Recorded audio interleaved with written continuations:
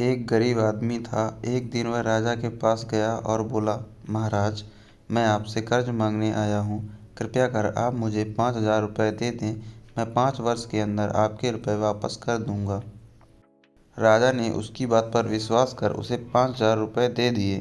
5 वर्ष बीत जाने के बाद भी जब उस व्यक्ति ने राजा के 5,000 रुपये नहीं लौटाए, तब राजा को मजबूरन उसके घर जाना पड़ा, लेकिन वह व्यक्ति नहीं मिला। जब भी राजा वहां जाता, बहाना बनाकर उसे वापस भेज दिया जाता। एक दिन फिर राजा उस व्यक्ति के घर गया। वहां कोई तो नहीं दिखा। एक छोटी लड़की बैठी थी। राजा ने उसी से पूछा, तुम्हारे पिताजी कहाँ हैं? लड़की बोली, पिताजी स्वर्ग का पानी रोकने गए हैं। राजा ने फिर पूछा, तुम्हारा भाई कहाँ है? लड़की बोली, बिना झगड़ा के झगड़ा करने गए हैं। राजा के समझ में एक भी बात नहीं आ रही थी, इसलिए वह फिर पूछता है, तुम्हारी माँ कहाँ गई है? लड़की बोली, माँ 1 से 2 करने गई है। राजा इसके इन ऊल जुलूल जवाब से खींच गया। वह गुस्से से पूछता है, और तुम यहाँ बैठी क्या कर रही हो? लड़की हंसकर बोली, मैं घर बैठी संसार देख रही हूँ। राजा समझ गया कि लड़की उसकी किसी भी बात का सीधा जवाब नहीं देगी, इसलिए उसे अब इससे इन बातों का मतलब जानने के लिए प्यार से बतियाना पड़ेगा। राजा ने चेहरे पर प्यार से मुस्कान लाकर पूछा, बेटी, तुमने जो अभी अभी मेरे सवालों के जवाब दिए हैं, उनका मतलब क्या है? मैं तुम्हारी एक भी बात का मतलब नहीं समझ सका। तुम मुझे सीधे सीधे उनका मतलब समझाओ। लड़की ने भी मुस्कुराकर पूछा, अगर मैं सभी बातों का मतलब समझा दूं तो आप मुझे क्या देंगे? राजा के मन में सारी बातों को जानने की तीव्र उत्कंठा थी। वह बोला, जो मांगोगे वही दूंगा। तब लड़की बोली, आप मेरे पिताजी का सारा कर्ज माफ़ कर देंगे तो मैं आपको सारी बातों का अर्थ बता दूंगी। राजा ने कहा, ठीक है, मैं तुम्हारे पिताजी का सारा कर्ज माफ़ कर दूंगा। अब तो सारी बातों का अर्थ समझा दो। लड़की बोली, महाराज, आज मैं आपको सारी बातों का अर्थ नहीं समझा सकती। कृपा कर आप कल आएं। कल मैं ज़रूर बता दूंगी। राजा अगले दिन फिर उस व्यक्ति के घर गया। आज वहाँ सभी लोग मौजूद थे। वह आदमी, उसकी पत्नी, बेटा और उसकी बेटी भी। राजा को देखते ही लड़की पूछी, महाराज, आपको अपना वचन याद है ना? राजा बोला, हाँ, मुझे याद है। तुम अगर सारी बातों का अर्थ बता दो तो मैं तुम्हारे पिता का सारा कर्ज माफ़ कर दूंगा।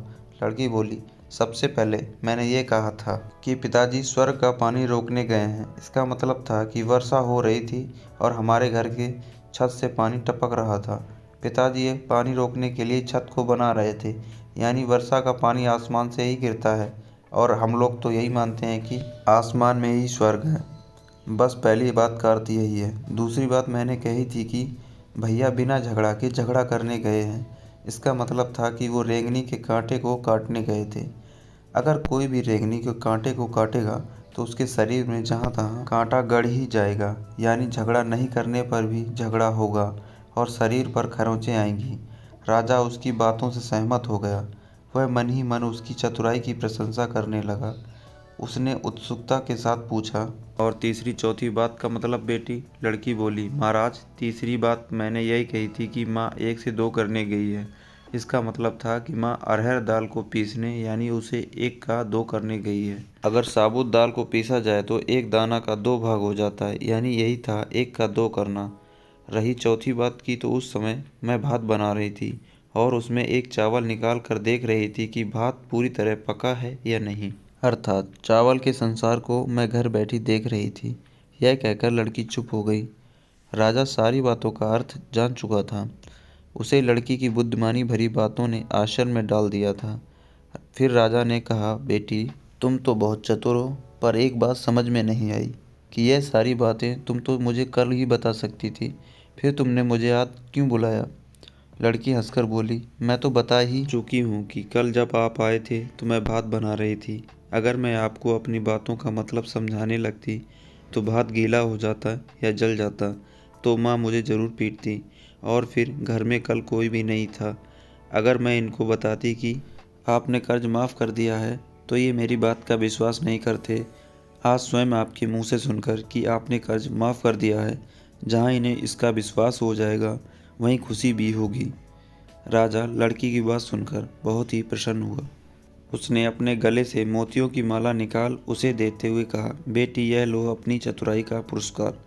तुम्हारे पिताजी का कर्ज तो मैं माफ़ कर ही चुका हूँ। अब तुम्हें या तुम्हारे घर वालों को मुझसे बहाना बनाना नहीं पड़ेगा। अब तुम लोग निश्चिंत होकर रहो। अगर फिर भी किसी भी चीज़ की ज़रूरत हो तो बेझिझक होकर मुझसे कहना।